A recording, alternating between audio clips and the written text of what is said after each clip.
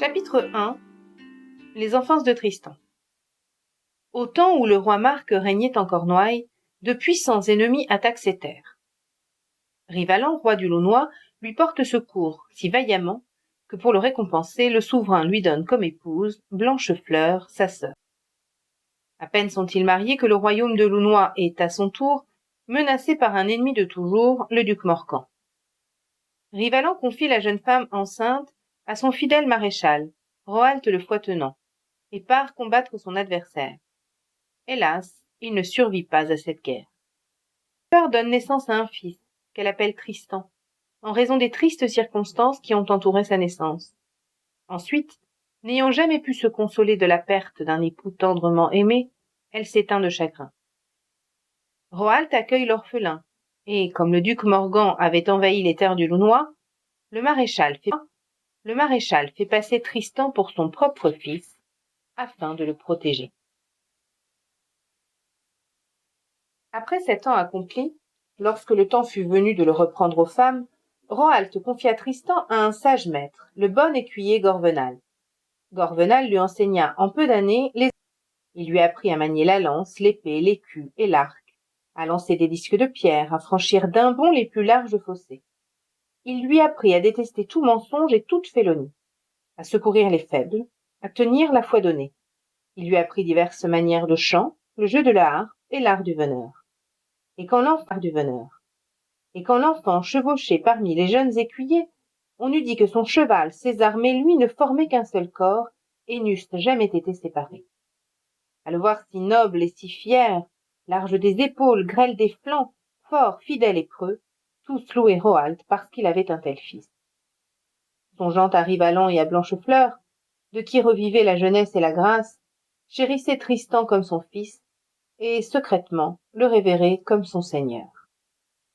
Or, il advint que toute sa joie lui fut ravie, au jour où des marchands de Norvège, ayant attiré Tristan sur leur nef, l'emportèrent comme une bête. Tandis qu'il cinglait vers des terres inconnues, Tristan se débattait, ainsi qu'un jeune loup pris au piège. Mais c'est vérité prouvée, et tous les mariniers le savent, la mer porte à regret les nefs félonnes et n'aide pas au rapt ni aux traîtrises. Elle se souleva furieuse, enveloppa la nef de ténèbres, et la chassa 8 jours et 8 nuits à l'aventure. Enfin, les mariniers aperçurent à travers la brume une côte hérissée de falaises et de récifs, où elle voulait briser leur carène. Ils se repentirent, connaissant que le courroux de la mer ils firent vœu de le délivrer et parèrent une barque pour le déposer au rivage.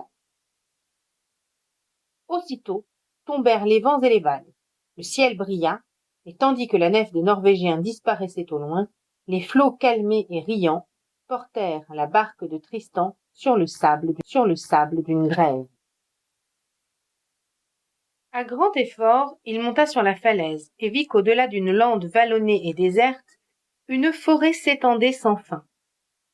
Il se lamentait, regrettant Gorvenal, Rohalte, son père, et la terre de Launois, quand le bruit lointain d'une chasse à corps. Au bord de la forêt, un beau cerf déboucha. La meute et les veneurs dévalaient sur sa trace, à grand bruit de voix et de trompe. Mais comme les lignées se suspendaient déjà par grappes au cuir de son garrot, la bête, à quelques pas de Tristan, fléchit sur les jarrets et rendit les abois. Un veneur, tandis que, rangés en cercle, les chasseurs cornaient de prise, Tristan, étonné, vit le maître veneur entailler largement, comme pour la trancher, la gorge du cerf. Il s'écria: « Que faites-vous, seigneur? Sied-il de découpler si noble bête comme un porc égorgé? Est-ce donc la coutume de ce pays? » « Beau-frère, répondit le veneur, que fais-je là qui puisse te surprendre? Oui, je détache d'abord la tête de ce cerf, puis je trancherai son corps en 4 quartiers que nous porterons pendus aux arçons de nos selles, au roi Marc, notre seigneur. Ainsi faisons-nous, ainsi, dès le temps des plus anciens veneurs, ont toujours fait les hommes de Cornouailles. Si pourtant tu connais quelque coutume plus louable, montre-nous-la. Prends ce couteau, beau-frère, nous la prendrons volontiers. » Tristan se mit à genoux et dépouilla le cerf avant de le défaire. Puis, il dépeça Il dépeça la tête en laissant, comme il convient, l'os corbin tout franc. Puis il leva les menus droits, le mufle, la langue, les dentiers et la veine du cœur.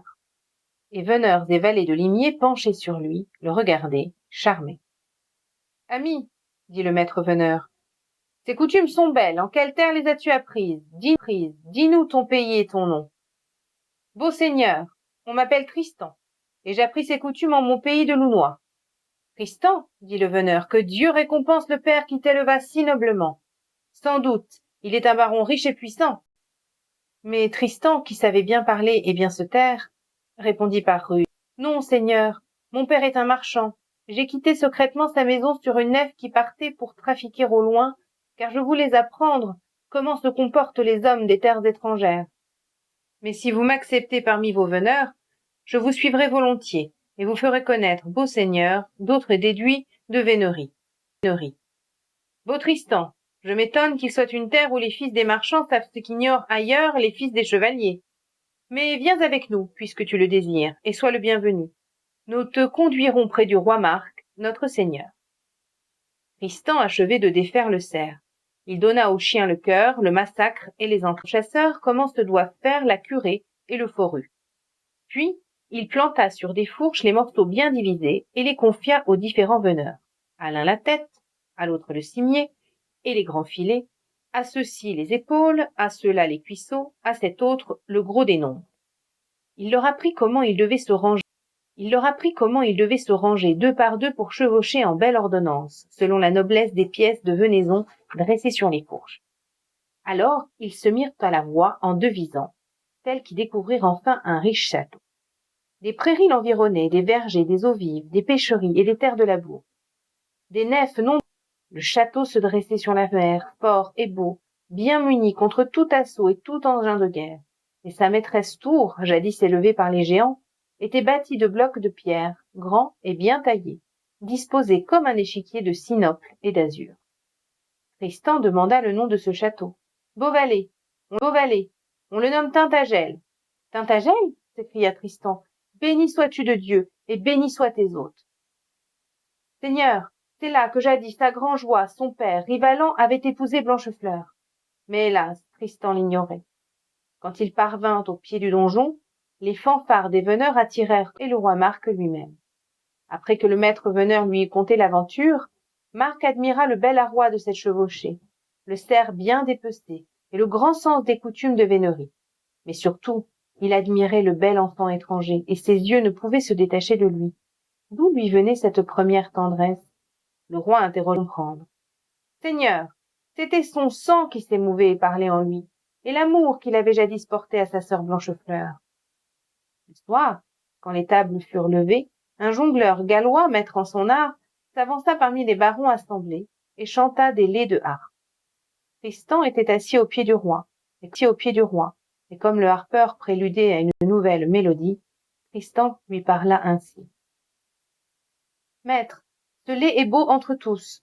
Jadis, les anciens Bretons l'ont fait pour célébrer les amours de Graëlan. L'air en est doux et douces les paroles. Maître, ta voix est habile, harpe-le bien. Le Gallois, enfant, que sais-tu donc de l'art des instruments? Si les marchands de la terre de Lounois enseignent aussi à leurs fils le jeu des harpes, des rotes et des veilles, lève-toi, prends cette harpe et montre ton adresse. Tristan prit la harpe et chanta si bellement que les barons s'attendrissaient à l'entendre. Et Marc admirait le harpeur venu de ce pays de Lounois où jadis Rivalan avait emporté Blanchefleur. Quand le lait fut achevé, le roi se tut longuement. Fils, dit-il enfin, béni soit le maître qui t'enseigna, et béni sois-tu de Dieu. Dieu aime les bons chanteurs. Leur voix et la voix de leur harpe pénètrent le cœur des hommes, réveillent leurs souvenirs chers et leur font oublier maint deuil et maint méfait. Tu es venu pour notre joie en cette demeure. Reste longtemps près de moi, ami. Volontiers. Je vous servirai, sire, répondit Tristan, comme votre harpeur, votre veneur et votre homme lige aussi. Et durant 3 années, une mutuelle tendresse grandit dans les cœurs.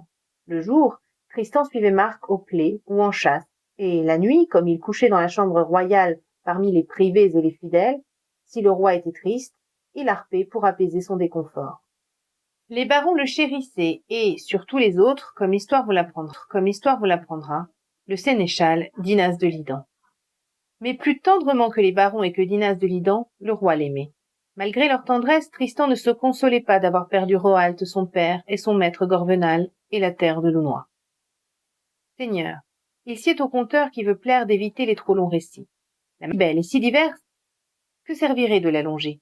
Je dirai donc brièvement comment, après avoir longtemps erré par les mers et les pays, Rohalt le foitenant aborda en Cornouailles, retrouva Tristan, et montrant au roi l'escarboucle jadis donné par lui à Banchefleur comme un cher présent nuptial, lui dit « Roi Marc, celui-ci est Tristan de l'Aunois, votre neveu, fils de votre sœur Blanchefleur et du roi Rivalan. Le duc Morgan tient sa terre à grand tort. Il est temps qu'elle fasse retour au droit héritier. » Et je dirai brièvement comment Tristan, ayant reçu de son oncle les armes de chevalier, franchit la mer sur les nefs de Cornouailles, et naître des anciens vassaux de son père, défia le meurtrier de Rivalan, l'oxy et recouvra sa terre. Puis, il songea que le roi Marc ne pouvait plus vivre heureusement sans lui, et, comme la noblesse de son cœur lui révélait toujours le parti le plus sage, il manda ses comtes et ses barons, et leur parla ainsi. « J'ai ce pays et j'ai vengé le roi Rivalan par l'aide de Dieu et par votre aide. Ainsi, j'ai rendu à mon père son droit. Mes deux hommes, Rohalt et le roi Marc de Cornouailles, ont soutenu l'orphelin et l'enfant errant, et je dois aussi les appeler pères. À ceux-là, pareillement, ne dois-je pas rendre leur droit? Or, un homme a deux choses à lui, sa terre et son corps. Donc, à Rohalt que voici, j'abandonnerai ma terre, père, vous la tiendrez, et votre fils la tiendra après vous. Au roi Marc, j'abandonnerai mon corps. Je quitterai ce pays, bien qu'il me soit cher, et j'irai servir mon seigneur Marc en Cornouailles. Tel est Féo, seigneur de l'Aunois, et me devait le conseil. Si donc l'un de vous veut m'enseigner une autre résolution, qu'il se lève et qu'il parle. » Mais tous les barons le louèrent avec des larmes, et Tristan, emmenant avec lui le seul Gorvenal, appareilla pour la terre du roi Marc.